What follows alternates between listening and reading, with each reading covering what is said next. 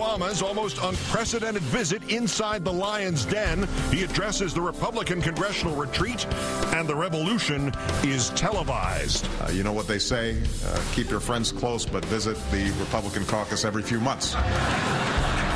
Not just a speech, he takes GOP questions, the historic give and take. Asked to implement the Republicans' across-the-board tax cuts, it's mostly give. What you may consider across-the-board tax cuts could be, for example, greater tax cuts for people who are making $1 billion. I may not agree to a tax cut for Warren Buffett. You may be calling for a across-the-board tax cut for the banking industry right now. I may not agree to that. To which Congressman Mike Pence would later answer, the president refused our suggestion. No holds barred, no words minced, televised, live. You've given yourselves very little room to work in a bipartisan fashion because what you've been telling your constituents is, this guy's doing all kinds of crazy stuff that's going to destroy America. Frankly, how some of you went after this bill, you'd think that this thing was some Bolshevik plot. The president goes 1 on 140 with the Republican Party, some leaders of which are now saying they made a mistake acceding to his request to keep the cameras going once the formal speech was over. For the next 2 hours, we will bring you nearly all of the 82 minutes of remarkable political dialogue, not before seen in this country in the era of television. I'm not a pundit.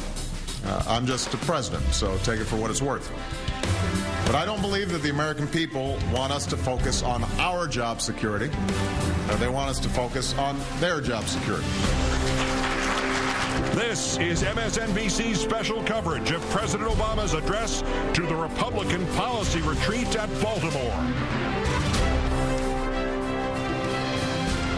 Arguably what could be the most compelling moment so far of the Obama presidency, at a moment that until today only the most inside of political insiders might have ever seen. The American president welcoming questions from some of his harshest critics in the Republican opposition. 82 minutes reminiscent of Britain's prime minister's question time, only rougher. Unlike in Parliament, the questions came only from the opposition. Alongside Rachel Maddow here in New York with me, and of course Chris Matthews in Washington, I'm Keith Olbermann. For the next 2 hours, we will replay and analyze the president's singular afternoon at the House Republicans' annual meeting. The longer excerpts coming up. We begin with the headlines. The president today traveling to Baltimore to open a dialogue with his Republican critics 2 days after a State of the Union address in which he challenged lawmakers directly that if anything were to be accomplished, the tone of their negotiations would need to change. The first thing to change, that today's question and answer period would be televised. The White House asking last night to make that happen. The president believing in the necessity of a real debate with an opposition loyal or what have you. Having differences of opinion, having a real debate about matters of domestic policy and national security, that's not something that's only good for our country. It's absolutely essential. It's only through the process of disagreement and debate that bad ideas get tossed out, good ideas get refined and made better. And that kind of vigorous back and forth, that imperfect but well-founded process, messy as it often is at the heart of our democracy. It's what makes us the greatest nation in the world. Wednesday night, the president said he planned to spend much of his second year focusing on job security. He told House Republicans today that didn't mean their job security. But I don't believe that the American people want us to focus on our job security. They want us to focus on their job security. They didn't send us to Washington to fight each other in some sort of political steel cage match to see who comes out alive. That's not what they want. They sent us to Washington to work together, to get things done, and to solve the problems that they're grappling with every single day.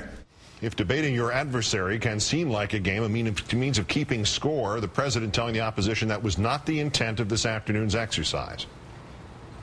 Differences between the two major parties on most issues is not as big as it's represented. But we've gotten caught up in the political game in a way that's just not healthy. It's dividing our country in ways that are preventing us from meeting the challenges of the 21st century. I'm hopeful that the conversation we have today can help reverse that. And now the first of our dips into the analysis pool. Let me start with and say good evening to Chris Matthews. Chris, contextualize this for me. Historically, obviously this kind of thing has happened before in American political history, but there were never cameras there, right? No, as you said up front, this is very much like the Prime Minister in England sitting at the Treasury bench and asking and answering any question from the opposition side. He was there, a man in the arena, if you will, taking all the questions on camera. It was a great statement of his personal intellectual confidence that he wasn't going to be hit with something he couldn't handle, and everybody agrees he could handle everything today. So he's offered a challenge. He says, I just talked to David Axelrod. He said what the president wants to do. He wants to put the Republicans in a situation where they either join him and try to solve our problems or be seen walking away. They only have two choices now: walk into the room and negotiate or walk away, both on camera. That's changing things. Boy, it is. Rachel, distill the meaning for this of this for us as if it were a point in a political science class. What is its context in our dialogue of the moment? I think the last point that Chris made is the crux here. That so far they're really... It's not rational for Republicans to vote with the president on anything in his agenda. The cost that they pay for being seen as obstructionist is so minor compared to the cost the Democrats pay for not being able to get anything passed. And so this is to try to increase the cost to them of being obstructionist, him making overt pleas, join me, but also honestly just showing some political fight, being shown to be willing to engage with them directly, coming into their house, doing something like this, historically unprecedented, showing that he's not only confident, but he feels like he's got the best argument in the room. All right, let's get into some of the longer tapes of those arguments. What transformed this into an event essentially unique in American history was when the Democratic president, live on national TV, said to the assembled Republican membership of the House of Representatives, in effect, any questions? First up was Mike Pence of Indiana, the chair of the House Republican Conference, the heavy hitter in this lineup. The former talk radio host describes himself as a Christian, a conservative, and a Republican in that order. He supported cutting tax credits for the poor, financial support for AIDS patients, and Medicaid, not in that order. And here he is. Now, last year, about the time you met with us, unemployment was 7.5% in this country. Your administration and your party in Congress told us that we'd have to borrow more than $700 billion to pay for a so-called stimulus bill. It was a piecemeal list of projects and boutique tax cuts, all of which we were told had to be passed, or unemployment would go to 8%, as your administration said. Well, unemployment is 10% now, as you well know, Mr. President. Here in Baltimore, it's considerably higher.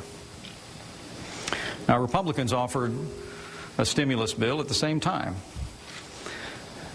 It cost half as much as the Democrat proposal in Congress, and using your economic analyst models, it would have created twice the jobs at half the cost. It essentially was across-the-board tax relief, Mr. President. Now, we know you've come to Baltimore today, and you've raised this a tax credit which was last promoted by President Jimmy Carter.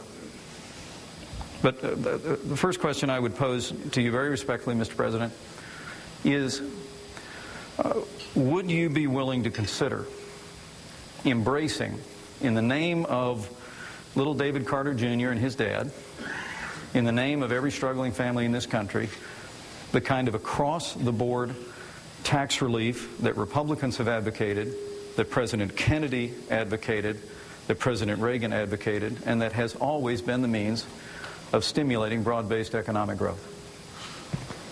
Well, there was a lot packed into that question there, Mike.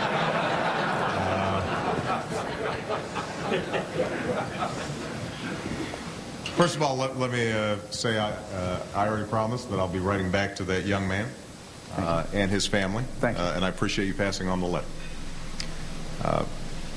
Let's talk about just the jobs environment generally. You're absolutely right that when I was sworn in, the hope was that unemployment would remain around 8 or in the 8% range. That was just based on the estimates made by both conservative and liberal economists, because at that point not all the data had trickled in. We had lost 650,000 jobs in December. I'm assuming you're not faulting my policies for that. We had lost, it turns out, 700,000 jobs in January, the month I was sworn in. I'm assuming it wasn't my administration policies that accounted for that. We lost another 650,000 jobs the subsequent month, before any of my policies had gone into effect. So I'm assuming that wasn't as a consequence of our policies. That doesn't reflect the failure of the Recovery Act. The point being that what ended up happening was that the job losses from this recession